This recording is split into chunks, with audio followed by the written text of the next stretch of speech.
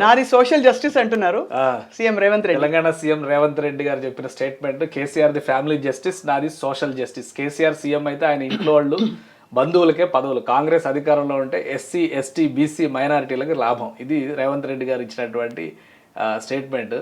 So Sammakka సారలమ్మకి నిలువెత్తు బంగారం. దళిత బంధు లాంటి పథకాలు కూడా పెట్టారు కదా కేసీఆర్ గారి హయాంలో ఖచ్చితంగా. కానీ ఒకటి నోటీస్ అయ్యేది ఏంటంటే ఇక్కడ ఈ వార్ ఏదైతే ఉందో అధికార ప్రతిపక్షాల మధ్య కొంచెం ఈ మధ్య లాస్ట్ వారం 10 రోజులుగా ఎందుకో తీవ్రతరం అవుతుంది. కేశవ్, కారణాలు ఏంటో అంటే దగ్గరకు వస్తుంది టైం. ఇప్పుడు ఆల్మోస్ట్ 3 years కంప్లీట్ అయిపోతున్నాయి రేవంత్ రెడ్డి గారి పరిపాలనకు సంబంధించి. వాస్తవానికి అన్ని పార్టీలు ఏం ఎక్స్పెక్ట్ చేస్తాయి అంటే కాంగ్రెస్లో 2 ఏళ్లకు ఒకసారి సీఎం మారుతారు అనుకున్నారు. రేవంత్ రెడ్డి గారు బలపడుతూ వస్తున్నారు. సో ఈయన 5 years ఉంటారనేటువంటి క్లారిటీ విపక్షానికి వచ్చేసింది, అలానే కాంగ్రెస్ లో ఉన్నటువంటి అన్ని పక్షాలకు వచ్చేసింది. లాస్ట్ 2 ఎలక్షన్స్ తెలంగాణలో కొన్ని నెలల ముందు జరిగాయి. అవును. సో ఈసారి మరి వేచి చూడాలి ఎలా జరుగుతుందో చూడాలి. అందుకని వీళ్ళ మధ్య వార్ కూడా అదే లెవెల్లో రైజ్ అవుతున్నట్టు కనిపిస్తుంది. సో మేజర్ న్యూస్ మనకి ఇందులో ఇది కూడా ఒకటి మీరు చెప్పాలి కేశవ్. మీ కామెంట్, నా కామెంట్ కూడా నేను చెప్తాను.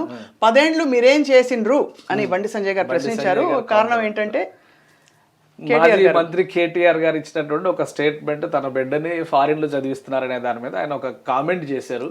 అక్కడ ఎడ్యుకేషన్ సిస్టమ్ బాగుంది అంటే ఇక్కడ బాగాలేదు అనేటువంటి అర్థం వచ్చేలాగా కామెంట్ చేశారు. దాని మీద ఒక సోషల్ మీడియా వార్ జరుగుతుంది. ఒక అంచనా ప్రకారం నిన్న ఒక్కరోజే దాదాపు 10 లక్షల కామెంట్లు, 1 మిలియన్కి పైగా కామెంట్లు వచ్చినాయి కేటీఆర్ స్టేట్మెంట్ పైన. ప్లస్ పొలిటికల్ రియాక్షన్స్ కూడా స్టార్ట్ అయినాయి. కేంద్ర మంత్రి బండి సంజయ్ మంచి స్కూళ్ళు కాలేజీలు ఎందుకు పెట్టలేదు? వాస్తవానికి అప్పుడు కేసీఆర్ ప్రభుత్వం కేజీ టు పీజీ అని చెప్పని ఫ్రీ ఎడ్యుకేషన్ తెస్తాం అన్నారు. బట్ అది అనుకున్నంత స్పీడ్గా ముందుకైతే వెళ్ళలేదు.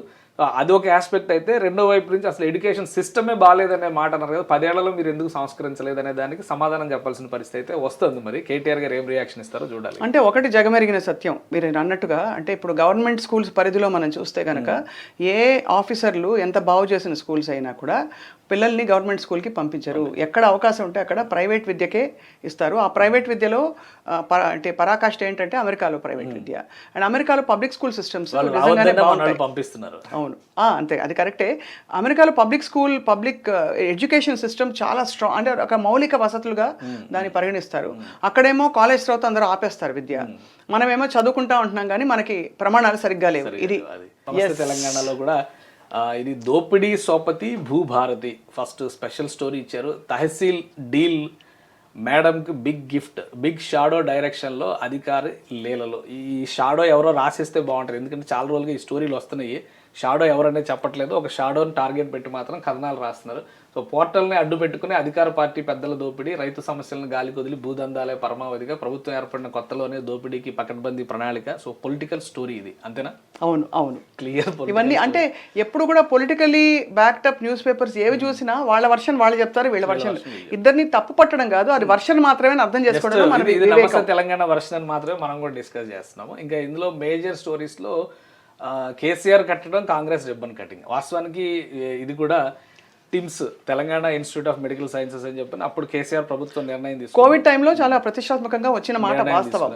ఇప్పుడు ఇది ఓపెనింగ్ కి రెడీ అవుతుంది ప్రతి చోట కూడా. ఇప్పుడు సరూర్ నగర్, సనత్ నగర్కి సంబంధించినటువంటి టిమ్స్ ఓపెన్ అవుతుంది. సో ఇది ఇక్కడ establishment 16 ultra modern modular operation థియేటర్లు, 30 పడకల డయాలసిస్ యూనిట్, ఉద్యోగుల ఆరోగ్య పథకం కోసం ప్రత్యేకంగా 100 పడకలు, విదేశీ రోగుల మెడికల్ టూరిజం కోసం 100 ప్రత్యేక పడకలు, 2 అధునాతన క్యాత్ ల్యాబ్లు, 300 ఐసీయూ పడకలు, 128 స్లైస్ సిటీ స్కాన్, అంటే అల్ట్రా మోడర్న్ ఎక్విప్మెంట్ అంతా కూడా తీసుకొచ్చి పెట్టారు. సో ఇది ఓపెన్ చేస్తున్నారు. ఇక్కడ నమస్తే తెలంగాణ సారు మొదలు పెట్టారు, ఈసారి కట్ చేస్తున్నారు. నేను ఆ క్వశ్చన్ మనం డిస్కస్ చేసుకోవాలి కేశవ్. నిజంగానే వాస్తవంగానే ఇది మొదలైంది అయితే కేసీఆర్ గారి హయాంలో ఏంటి టిమ్స్ అనేది. సో మీరేమంటారు అంటే ఖచ్చితంగా ఒక ప్రభుత్వం ఎలా పర్ఫామ్ చేసింది అని మనం లెక్కలేసుకుంటే ఇది వీళ్ళ ఖాతాలో పడాలా పడకూడదా? అంటే ఒకటి, ఇప్పుడు ఒక ఐడియా జనరేట్ చేయడం అనేది గవర్నమెంట్ డెసిషన్. అది ప్రభుత్వం అనేది కంటిన్యూస్ ప్రాసెస్.